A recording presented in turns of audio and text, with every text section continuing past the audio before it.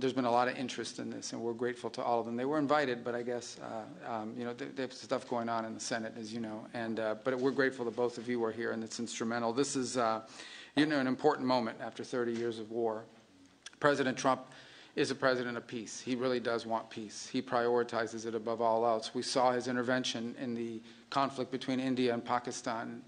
We saw his intervention most recently as a few days ago in a very dangerous war, right? A very dangerous war that could have really spiraled out of control, and his intervention made that possible. And there are other places that we want to see this, but we're very excited about this, and we can't wait to have the heads of state, the presidents of the respective countries here in Washington in a few weeks to finalize the complete protocol and agreement. But today is an important step in that direction, and we're grateful to be able to host it here at the Department of State.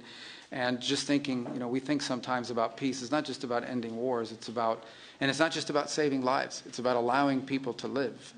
It's about allowing people to now have dreams and hopes for a better life, for prosperity, for economic opportunity, for a family reunification, for all the things that make life worth living. Those things become impossible when there's war and when there's conflict. So we're grateful to have played the role we've played. We acknowledge and recognize there's still more work to be done. But we thank you all very much for being a part of this historic and important day. This is really why I wanted this job, or why I embraced this job so much, is moments like this. This is, in essence, the Department of State is really the Department of Peace. It's designed to bring people together, both in our relations with other countries, but to the extent we can use the stature and the influence of the United States to bring others together. It makes the world a better place. And I honestly believe that when there's peace in the world among friends who may have disagreements and conflict, it does help America. It does help make America stronger and safer and more prosperous. It gives us partners we can do business with. And partners that we can work with to address insecurity and threats to our national security and to our collective national security. So we are grateful to both of you. I know how hard this was and how much work went into it, and we know there's more work to be done. But we are grateful to have you here today. We're honored to be a part of this. We're excited to be a part of it. And again, I do want to thank everyone here in our Africa Bureau and at the Department of State. And once again, our superstar there, Mr. Boulos. What do you want to do next after you're done with this? Sudan. Yeah, very important. Actually, very, very important. And you're very involved in that as well. So what are you guys doing this week in Qatar? You guys want to work a little? We are grateful to all of you. Thank you. Thank you. Thank you, Mr. Secretary. I now turn to the Foreign Minister of Rwanda for remarks. Thank you. Secretary of State Marco Rubio, Minister Therese Kaikwamba-Wagner, the Chairperson of the African Union Commission, Mahmoud Yusuf, Minister of State Mohamed Ali Koulaifi of Qatar, my colleague, Minister of Foreign Affairs of Togo, Robert Dussé, Senators, dear colleagues, good afternoon. Let me begin by expressing our sincere appreciation to President Donald Trump for his personal engagement in facilitating this historic agreement. We also extend our gratitude to the Secretary of State, Marco Rubio, Special Advisor Masad Boulos, and the entire State Department team. Your dedication has been indispensable. This agreement is the product of months of coordinated efforts by multiple actors. It is very important to note that the State of Qatar has played an absolutely central role. Indeed, the opening, which led to today's agreement, began in Doha. We will lend our full support in the weeks ahead to Qatar's mediation efforts, led by Minister of State Mohamed Al-Koulaifi, to secure a peace agreement between the DRC government and the AFC M23. This process is already well underway. Today's agreement also builds on the African-led peace initiatives, which are ably led by the African Union facilitator, President Faure Gnassingbé of Togo. The heart of this peace agreement is the decision to establish a standing joint security coordination mechanism between DRC and Rwanda. The first order of business is to begin implementing of the concept of operations for the neutralization of the FDLR, to be accompanied by a lifting of Rwanda's defensive measures. This is grounded in the commitment made here for an irreversible and verifiable end to state support for FDLR and associated militias. That is the bedrock of peace and security in our region. FDLR is no ordinary militia. It is the remnant of the forces which committed the genocide against the Tutsi in 1994, in which 1 million people were killed. With this agreement, we also committed to facilitate the return of refugees in our respective territories with the support of the UNHCR.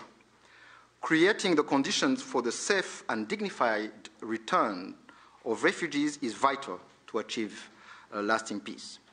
We also took to enhance economic cooperation, including with American companies and investors. Shared growth and cross-border cooperation will unlock tangible dividends for both our countries. We must acknowledge that there is a great deal of uncertainty in our region and beyond, because many previous agreements have not been implemented, and there is no doubt that the road ahead will not be easy. But with the continued support of the United States and other partners, we believe that a turning point has been reached. Rwanda stands ready to work with the DRC to deliver on our joint commitments. To conclude, allow me to once again express Rwanda's appreciation to all who have contributed to this milestone. Thank you.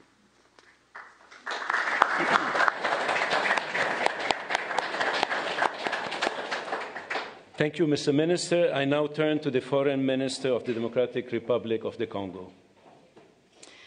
Mr. Secretary of State, the Honorable Senator Marco Rubio, Dr. Massad Boulos, Senior Advisor for African Affairs, His Excellency Mr. Mahmoud Ali Youssouf, Chairperson of the African Union Commission, His Excellency Mr. Olivier Nduhungirehe, Minister of Foreign Affairs of the Republic of Rwanda, His Excellency Dr. Mohamed bin Abdulaziz Khelaifi, Minister of State at the Ministry of Foreign Affairs of the State of Qatar, His Excellency Mr. Robert Dussé, Minister of Foreign Affairs of the Republic of Togo, Senators, Excellencies, distinguished guests, and to all Congolese citizens following this movement, wherever you may be.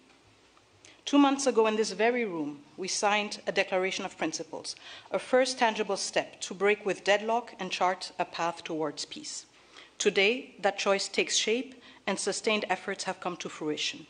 With this peace agreement, we open a new chapter, one that calls not only for commitment, but for the courage to see it through. By signing this agreement, we reaffirm a simple truth. Peace is a choice, but also responsibility, to respect international law, to uphold human rights, and to protect the sovereignty of states. Those who have suffered the most are watching. They are expecting this agreement to be respected, and we cannot fail them. This agreement builds on the efforts of many. First and foremost, we want to express our sincere gratitude to His Excellency President Donald J. Trump for his commitment to this peace process. His leadership kept this process focused and goal-oriented, and that from day one. This was further characterized by the quality and resolve of the entire U.S. team, illustrated by the critical support of Senator Rubio and Dr. Boulos. We salute His Excellency President Félix-Antoine Tshisekedi Chilombo for choosing the harder path, a peace rooted in principle and in the dignity of our people.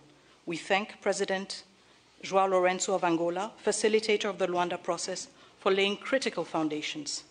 We are also grateful to the State of Qatar and to His Highness the Emir, whose leadership was instrumental in convening the first direct meeting between our two heads of states in March, a courageous step that laid the groundwork for dialogue.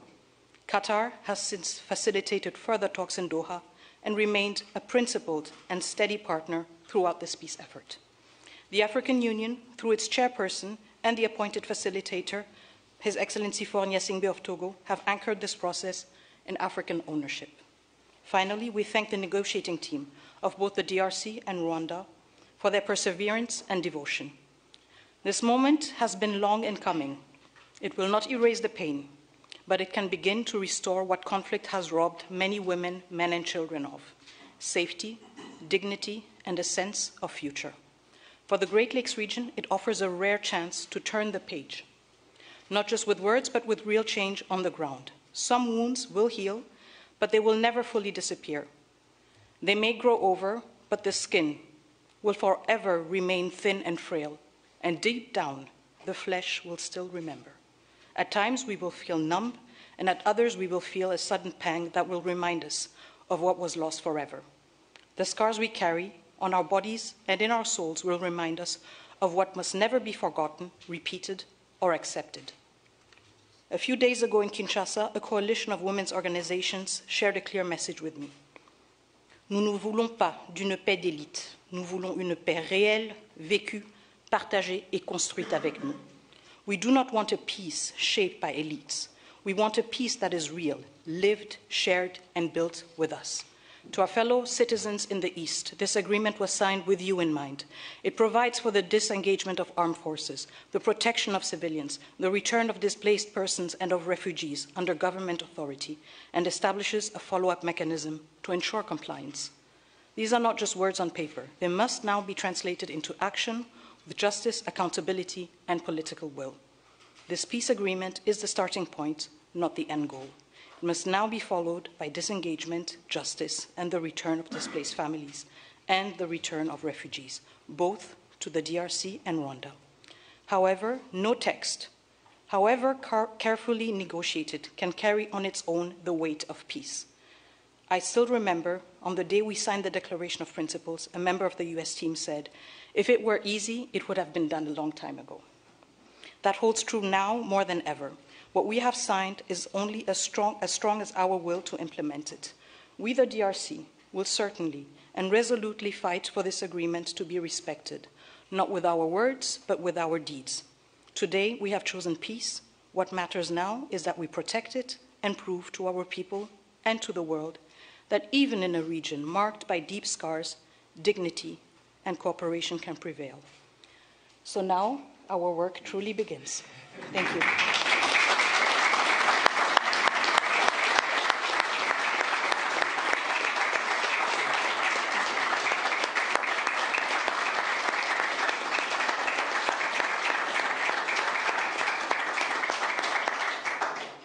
Thank you, Madam Minister. It's now my honor to invite the parties to sign the peace agreement to be witnessed by Secretary Rubio.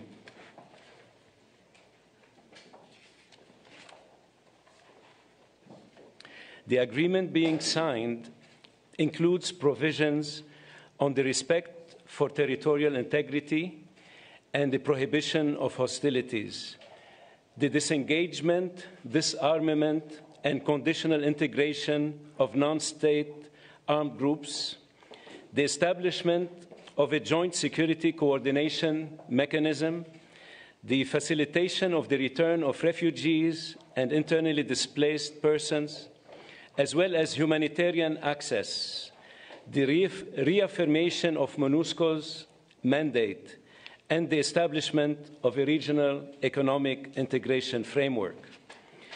The agreement also includes an annex on the functioning of the Joint Security Coordination Mechanism and the full text of the concept of operations of the Harmonized Plan for the Neutralization of the FDLR and disengagement of forces / lifting of defensive measures by Rwanda, which was agreed to under the auspices of the Luanda process on October 31st, 2024, and adopted by the foreign ministers on November 25, 2024.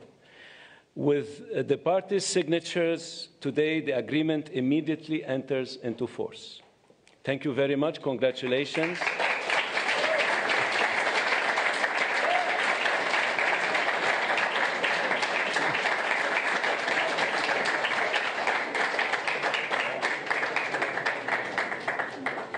This concludes the proceedings.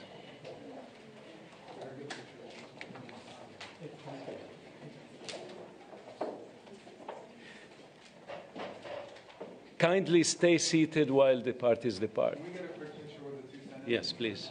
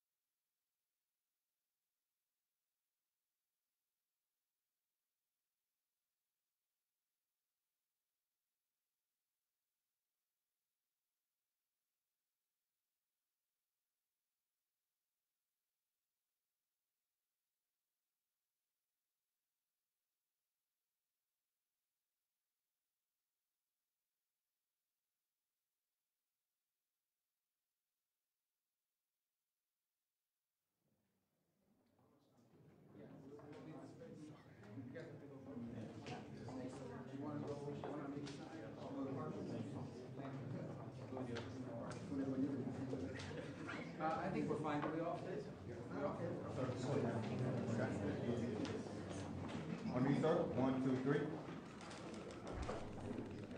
Thank you. Thank you.